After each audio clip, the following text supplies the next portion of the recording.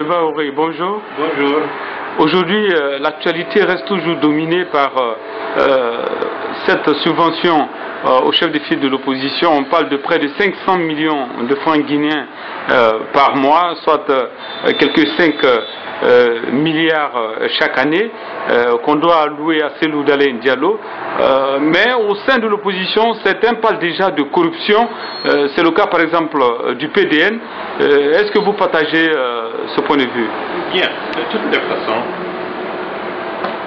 c'est un scandale qui est révélé à l'opinion nationale et internationale. Surtout, le bénéficiaire avait jeté un voile opaque autour de cette subvention. Et je crois que les dispositions législatives n'ont pas été poussées jusqu'au bout pour en assurer une vraie transparence. Ceci dit, je me place au niveau du militant de l'UFDG qui a été victime de beaucoup d'abus, violations des droits de l'homme. Il y a beaucoup de personnes qui sont handicapées à vie aujourd'hui.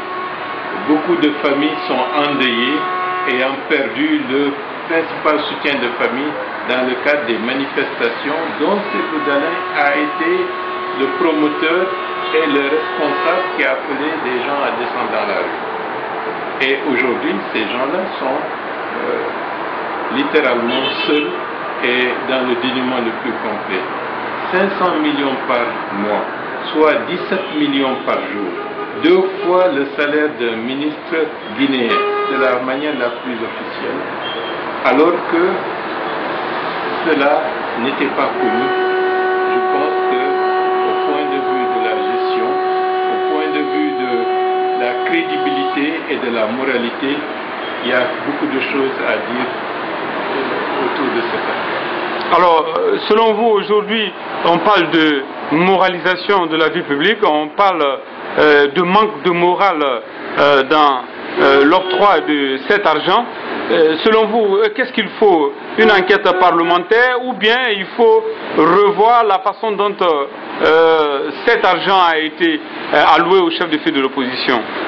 Je pense qu'il ne faudrait pas qu'on laisse les choses en l'état. Il faut revoir les choses. Parce qu'au point de vue de la Constitution, le statut de chef de file de l'opposition ne se justifie pas.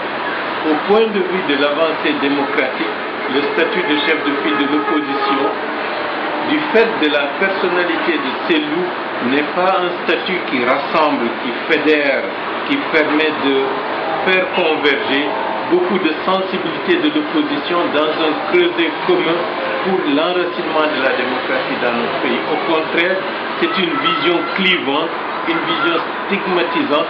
Déjà, le fait de dire opposition dite républicaine, alors qu'il y a d'autres sensibilités de l'opposition par ailleurs, tout cela pose problème. La gestion de l'UFDG, cette dynamique d'exclusion, ces dynamiques de démission successives montrent que celui qui est actuellement le chef de file de l'opposition n'a pas la capacité de rassembler même dans son propre camp.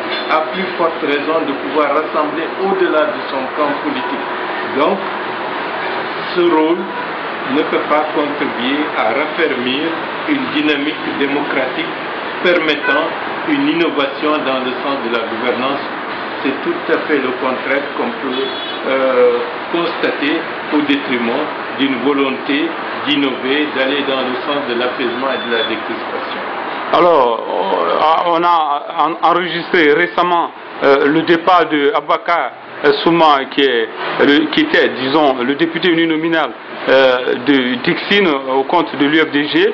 On apprend aussi le départ de Intello de l'UFDG. Est-ce que tous ces départs vous reconfortent dans votre position selon laquelle l'UFDG est miné en son sein? L'UFDG est miné dans son sein.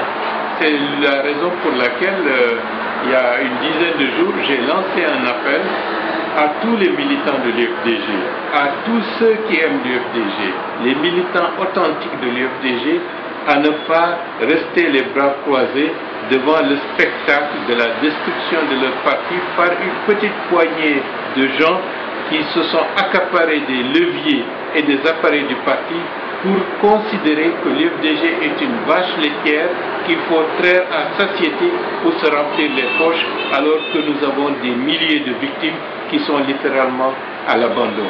Les militants de l'UFDG doivent se lever pour changer cela pendant qu'il est temps.